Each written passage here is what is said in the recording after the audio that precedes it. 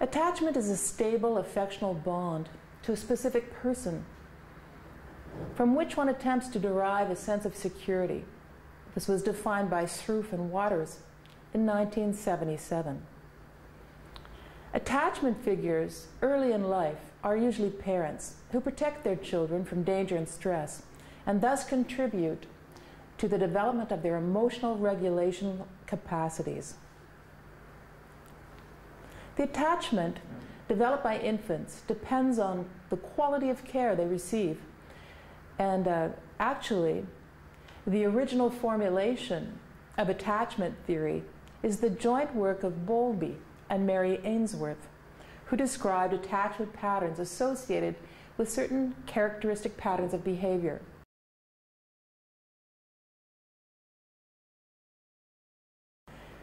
In line with Bowlby's attachment theory, Mary Ainsworth, followed by Mary Main, identified 4 attachment patterns of behavior, as described in the chart I'm about to show you. Let's look at this schema of the 4 different attachment patterns. There have been many different variations of a general experiment on how children behave if they're left in the company of a stranger when their caregiver leaves.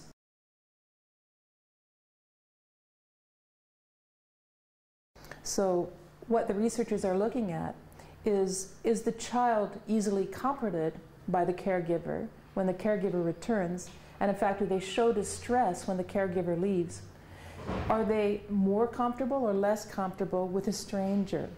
And we can see, according to the behaviors of a number of children in different variations, that these 4 patterns emerge. As we take a look at this chart, you'll see the attachment patterns on the left-hand side. In the center, we look at the behavior of the child. And on the right, we look at how the caregiver behaves. The first pattern, the secure pattern, we see the child using the caregiver as a secure base for exploration.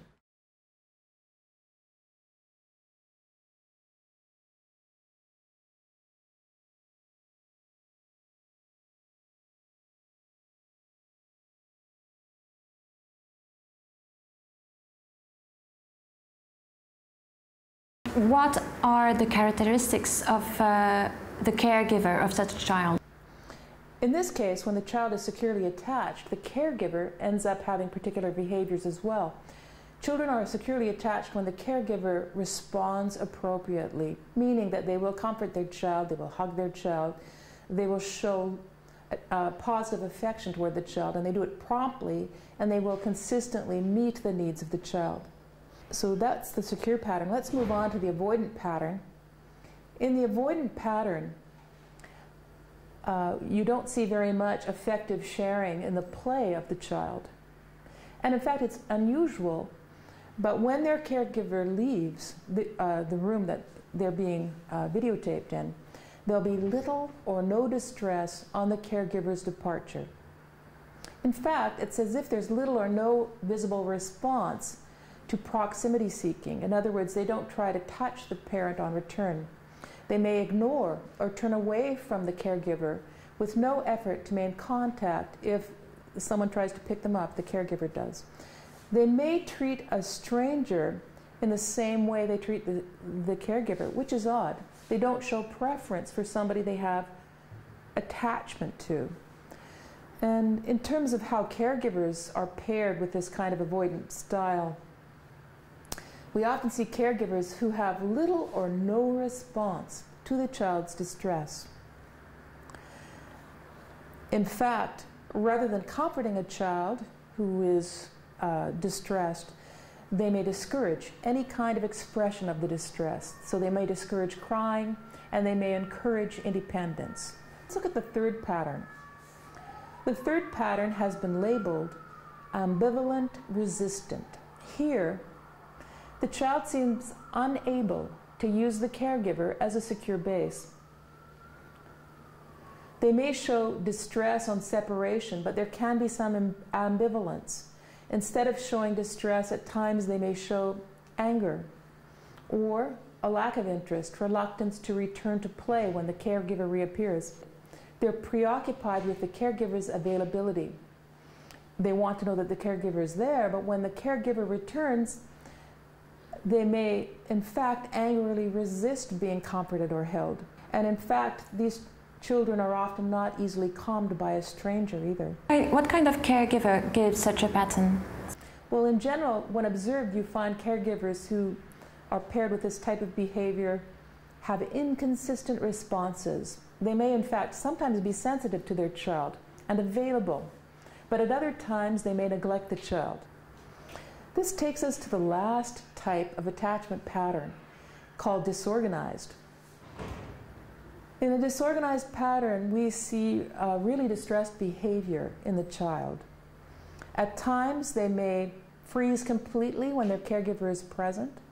We may find behavior that's stereotyped, such as rocking back and forth. We see definitely a lack of coherent attachment, or in fact, they may be very disoriented, such as approaching the caregiver but doing so with their backs turned so they can't see the caregiver.